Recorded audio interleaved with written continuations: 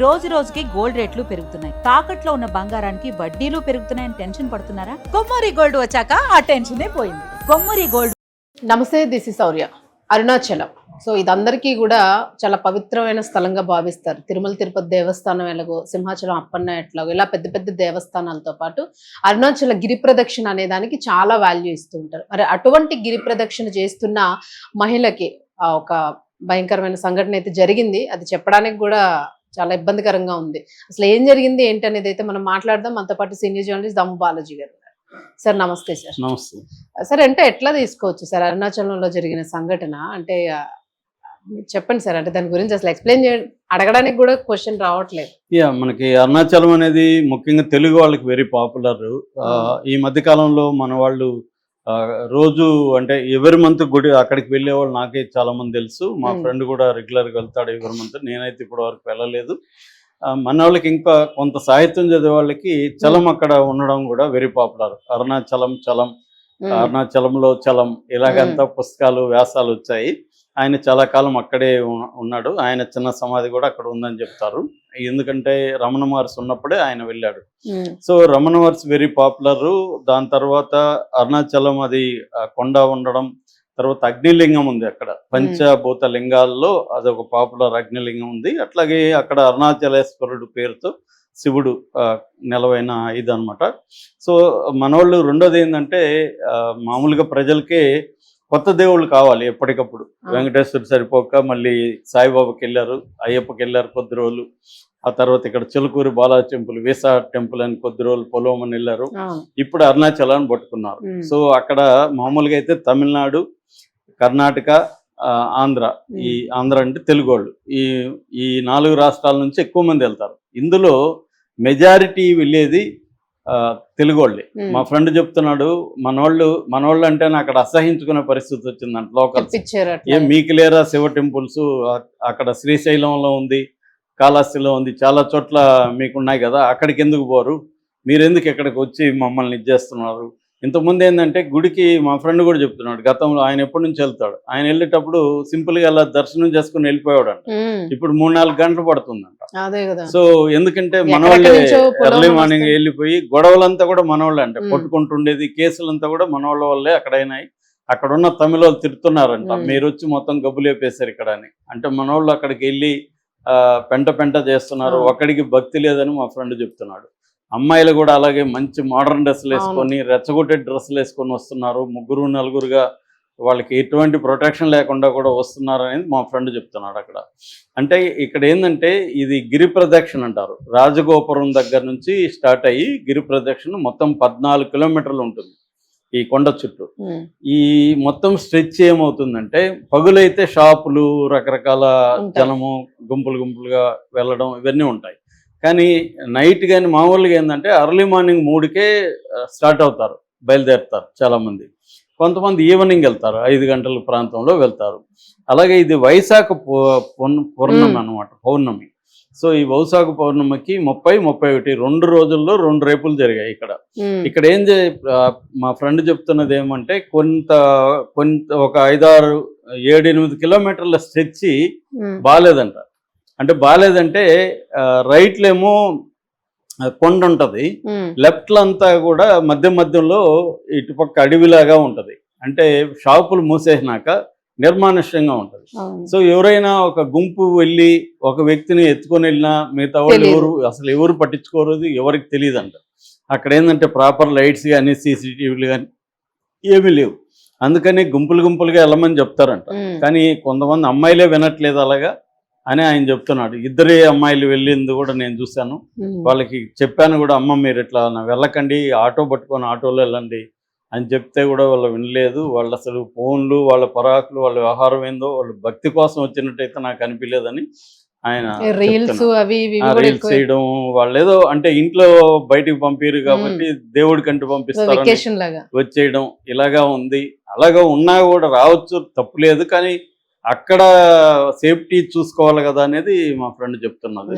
భక్తి ఉందా లేదా పక్కన పెడితే కనీసం వాళ్ళ సేఫ్టీ కోసం వాళ్ళు ప్లాన్ చేసుకోవాలి, అది కూడా ఏం చేయట్లేదని. సో అందువల్ల చాలామంది ఏంటంటే తెలుగు వాళ్ళు, ఈవెన్ స్త్రీలు మగవాళ్ళు కూడా విపరీతంగా అగ్లీ ఎగ్జిబిషన్ ఆఫ్ వెల్త్ అని కూడా అంటున్నాడు. విపరీతంగా డబ్బులు పెట్టుకోవడం, నగలు వేసుకొని రావడం, రిచ్ వాచ్లు కట్టుకొని రావడం, ఇవన్నీ కూడా చేస్తున్నారు. వీళ్ళు ఒంటరిగా ఆ స్ట్రెచ్లో నైట్ టైం వెళ్ళినప్పుడు ఖచ్చితంగా సేఫ్టీ ప్రాబ్లం ఉంటుంది అనేది మా ఫ్రెండ్ చెప్తున్నాడు. సో ఇప్పుడు జరిగింది కూడా అదే. ఇప్పుడు ఏమైందంటే 30వ తేదీ నైట్ ఒక అమ్మాయి అబ్బాయి నడిచి వస్తున్నారు. ఈ 14 కిలోమీటర్లు నడవాలి కదా, అది కష్టం కాబట్టి అప్పుడక్కడ కూర్చోవాలి. అలాగా వాళ్ళు ఎక్కడ కూర్చొని ఉన్నప్పుడు సడన్ గా ఒక 8 మంది గుంపు వచ్చి బైకుల్లో వాళ్ళని ఎత్తుకెళ్ళిపోయారు. ఇద్దరిని ఎత్తుకెళ్ళిపోయి పక్కనే అడవి అంతా ఉంది. ఇక్కడ చాలా విలేజెస్ స్ట్రెచ్ లో గ్యాప్ ఉంటుంది, చెట్లు ఉంటాయి. అలాగే తీసుకెళ్ళిపోయారు. వాళ్ళు తీసుకెళ్ళిపోయి అమ్మాయిని రేప్ చేశారు. చేసిన తర్వాత ఇద్దరికి బట్టలు ఇప్పారు, అబ్బాయికి అమ్మాయికి బట్టలు ఇప్పి వాళ్ళిద్దరిని న్యూడ్గా వీడియోలు తీశారు. ఆ వీడియోలు తీసి వాళ్ళని బెదిరించారు. ఇవి కానీ మీరు డబ్బులు ఇవ్వాలి, మళ్ళీ అంటే రేప్ చేసిందే కాకుండా మళ్ళీ డబ్బులు ఇవ్వాలి, డబ్బులు ఇవ్వకపోతే దీన్ని సోషల్ మీడియాలో అప్లోడ్ చేస్తామని బెదిరించారు. వాళ్ళ దగ్గర ఏదో 4,000 ఉంటే 4,000 యూపీఐ చేశారు. చేసినాక వాళ్ళని వదిలేశారు. దాని తర్వాత వాళ్ళు వెళ్ళి అమ్మాయిది నేటివ్ ప్లేస్ ఇక్కడ కాదు, ధర్మపురి, తమిళ అమ్మాయి. సో అమ్మాయి వెళ్ళి ధర్మపురిలో కంప్లైంట్ చేసింది. వాళ్ళ ఇంట్లో వాళ్ళకి చెప్తే వాళ్ళు కంప్లైంట్ చేయమన్నారు. ధర్మపురిలో కంప్లైంట్ చేసింది. వాళ్ళు ఇక్కడ అరుణాచల పోలీసులకి చెప్పారు. పోలీసులు కేసు నమోదు చేశారు. మరుసటి రోజు అంటే ఈ కంప్లైంట్ ఇవ్వడానికి లేట్ అయింది. మరుసటి రోజు ఏమైంది, ఒక అమ్మాయి ఒంటరిగా వెళ్తుంది. ఒంటరికి వెళ్ళి ఆ అమ్మాయికి కూడా నడవడం కష్టం అయిపోయి వాళ్ళ ఫ్రెండ్ అబ్బాయికి ఫోన్ చేసింది, నువ్వు రా ఇక్కడికి. అబ్బాయి వచ్చాడు. వచ్చినాక వాళ్ళిద్దరిని కూడా అలాగే పట్టుకుపోయారు. సో సేమ్ మెథడే, సేమ్ గ్యాంగు, సేమ్ మెథడ్ చేశారు. వాళ్ళ దగ్గర ఉన్న నగలు తీసుకెళ్ళిపోయారు. గోల్డ్ ఏదో అమ్మాయి దగ్గర కొన్ని గ్రాములు గోల్డ్ ఉంటే అది తీసుకెళ్ళిపోయారు. ఇదంతా కూడా అయ్యంపాలెం బైపాస్ రోడ్ అంటారు. ఆ స్ట్రెచ్ లో ఆది అన్నామలై విలేజ్ దగ్గర ఇవి జరిగాయి అనమాట. ఇప్పుడు మా ఫ్రెండ్ చెప్పినట్టు ఆ స్ట్రెచ్ లోనే ప్రాబ్లం ఉంది, అక్కడే జరిగింది. ఇక్కడ ఏంటంటే ఇందాక మామూలుగా దాని ఏమంటారు, మస్తీ లైటింగ్ అంటారు, ఆ మ్యాష్ లైటింగ్ అనేది ఉండాలి, అది లేదు. తర్వాత హెల్ప్ సర్వీస్ కానీ ఏం లేదు, పెట్రోలింగ్ లేదు, సీసీటీవీ లేవు, ఇవేవి అక్కడ ప్రొవైడ్ చేయలేదు. వీళ్ళేమో అవేవి ఉన్నాయా లేవా, సేఫ్టీ మెథడ్స్ ఇవేమి చూసుకోవాలి. ఇప్పుడు ఒకే అమ్మాయి అక్కడికి వెళ్ళి కూర్చొని మళ్ళీ ఫ్రెండ్ కోసం ఫోన్ చేయడం, ఆ ఫ్రెండ్ అమ్మాయి కూడా లోన్లీగా అక్కడికి ఎందుకు కూర్చోవాలి, వీళ్ళు సేఫ్టీ వీళ్ళు కూడా చూసుకోవాలి కదా. అక్కడ గవర్నమెంట్, అక్కడ గుడికి సంబంధించిన అడ్మినిస్ట్రేషన్ ప్రొవైడ్ చేయాలి, అది నెంబర్ 1. సరే చేయలేదు.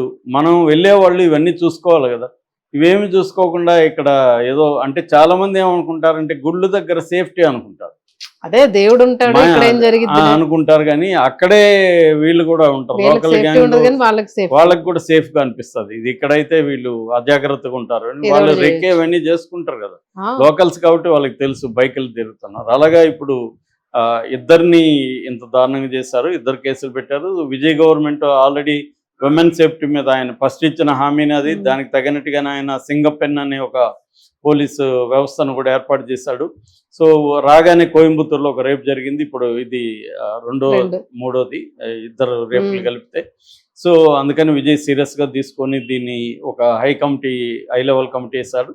సో మొత్తం 5 టీములు ఫామ్ అయ్యి ఇమ్మీడియట్గానే పట్టుకున్నారు. 8 మందిని ఇప్పుడు అరెస్ట్ చేశారు. అందులో ఒకడు జువనైల్ ఉన్నాడు, ఒకడు టీనేజ్ వాడు కూడా ఉన్నాడు. వాడినేమో అక్కడ వేరే దాని ఏమంటారు, ఒక లోకల్ జైల్లో అతను పెట్టారు.